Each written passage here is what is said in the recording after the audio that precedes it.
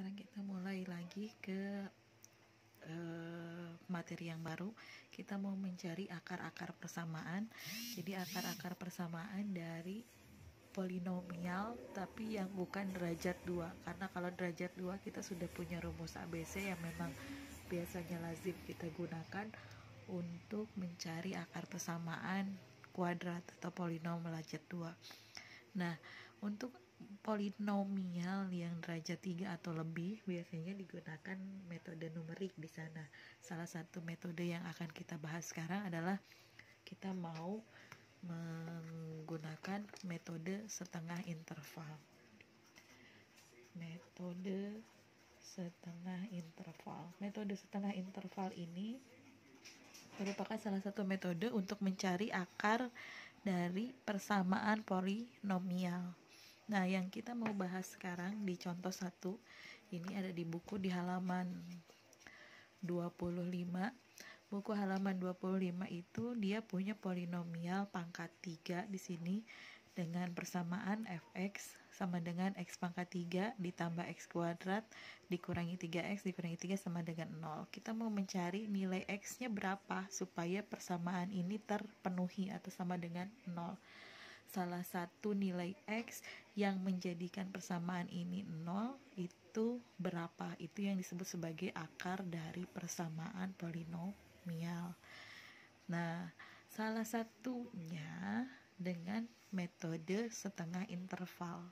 Karena dibilang setengah interval, jadi artinya kalau kita gunakan atau gambarkan sebuah grafik, katakanlah grafik fx ini, nanti ini x, ini fx. Grafik yang kita punya katakanlah ini fx.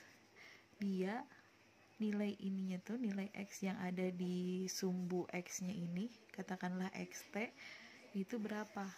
Nah, ini yang kemudian bisa dianalisis dengan metode numerik, metode setengah interval.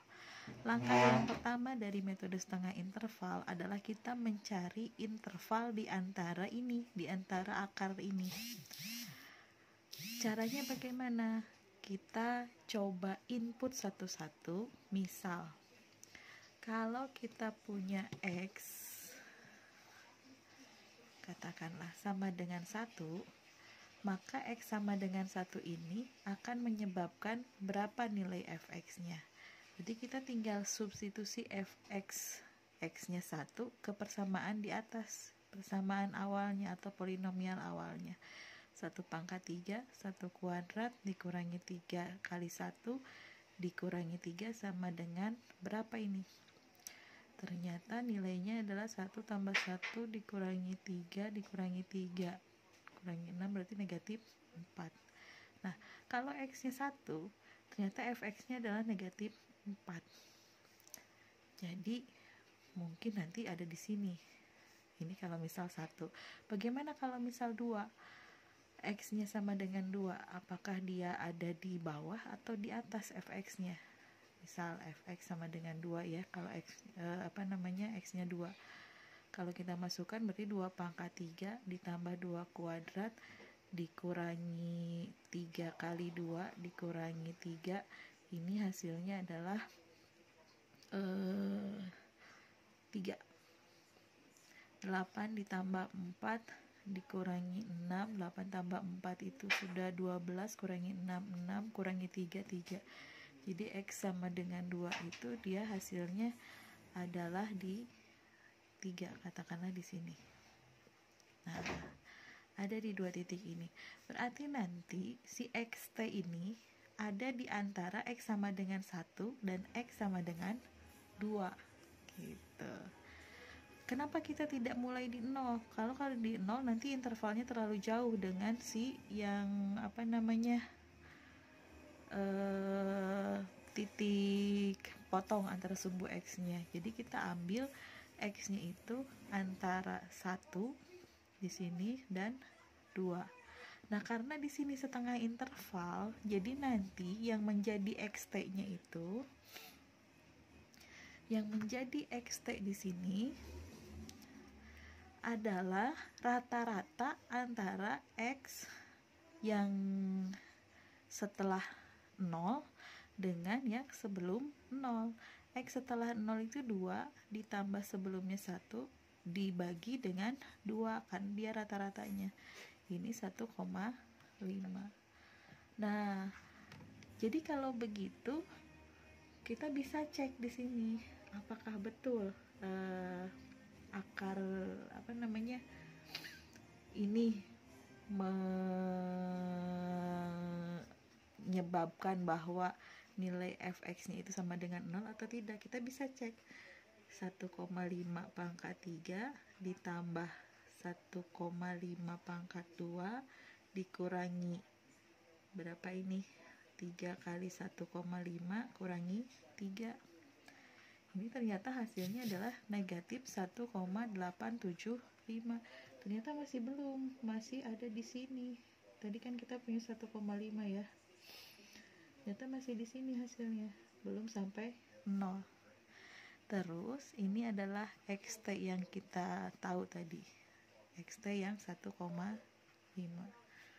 Berarti kita harus buat algoritma yang lain yang nanti harus mendekati ke x sama dengan fx sama dengan 0. Jadi interval barunya itu antara 2 dan 1,5. Kita punya xt yang baru. Jadi ini iterasi yang pertama.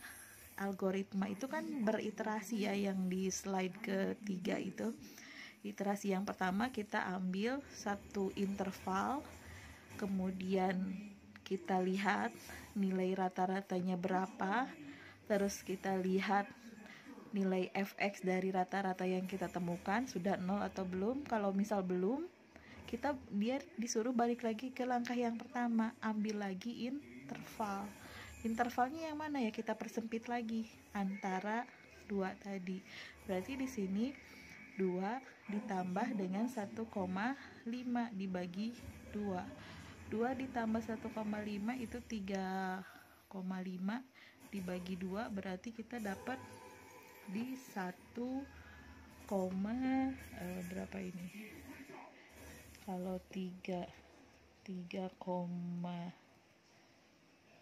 dibagi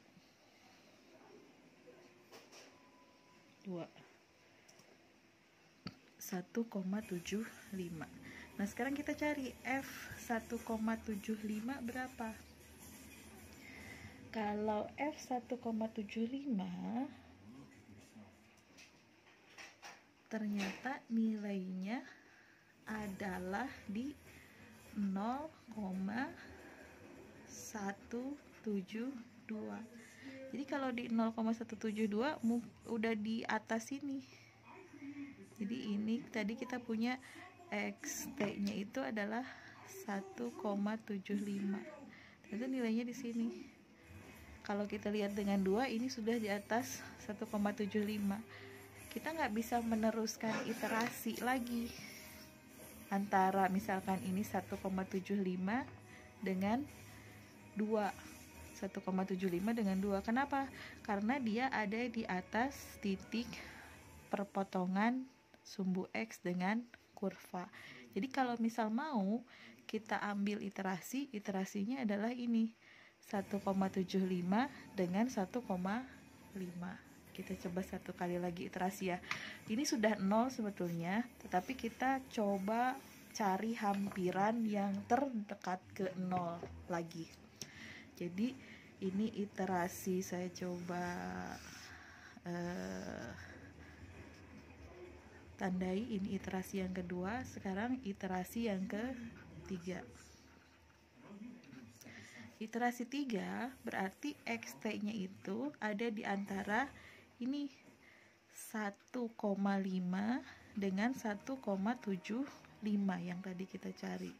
Kalau misal kita tambahkan 1,75 dengan 1,5, ini lebih enak menggunakan Excel ya. Kalau kalian punya Excel, gunakanlah Excelnya. Saya juga membagi-baginya pakai Excel, dan nanti bisa sangat bermanfaat kalau misal kita bukan sangat bermanfaat. Nanti kita akan coba mencari iterasi ini dengan menggunakan Excel. Ini ternyata nilainya hasil 1,625. Nah, sekarang kita coba cari berapa F dari 1,625. Masukkan seperti biasa, pangkat 3. Kalau misal saya tulis ini tadi yang di sini saya nggak tulis lanjut lengkap seperti ini ya. Tapi kalian nanti bisa coba sendiri. 1,625 kuadrat dikurangi 3 kali 1,625 dikurangi 3-nya ini konstan. Jadi dia selalu dikurang 3. Nah, ini kalau misal saya masukkan, saya kebetulan di sini udah punya sebuah rangkaian Excel yang memang terdiri dari beberapa iterasi. Nah, ternyata ini malah ke bawah di negatif 0,943. Jadi kalau tadi ada di atas, sekarang ada di sini. Di sini nilainya. Ini tadi X-nya 1,625. Kita bisa lanjutkan iterasinya. Berarti antara 1,625 dengan 1,75. Oke. Kita coba teruskan iterasinya ya. Kita ingin tahu sampai batas mana iterasi ini. Tadi ini sudah 3 kali iterasi. Sekarang iterasi yang keempat. Kita coba gunakan algoritma yang ada di slide ketiga itu sampai iterasi yang keempat. Iterasi keempat antara titik 1,625 dengan 1,75. 1,625 dengan 1,75. Kita cari titik tengahnya. Selalu kita simbolkan titik tengahnya sebagai XT. Jadi kita cari titik tengah antara ini. Saya jumlahkan 1625 dengan 175. Ternyata 3,375 dibagi 2. Ternyata ini hasilnya 1,6875. Kalau kita cari F 1,6875 menggunakan fungsi polinomial yang tadi, persamaan polinomial yang tadi, saya coba cari di sini 1,6875. Masih negatif ternyata. Negatif 4,09, salah, 0,409. Tapi ini semakin mendekati. Jadi di sini ini untuk 1,6875. Ini iterasi yang keempat. Iterasi yang keempat. Kita coba sampai iterasi 5. Iterasi ke-5. Berarti antara 16875 dengan 175. XT pada iterasi ke-5 1,6875 ditambah 1,75 dibagi 2. Kita coba cari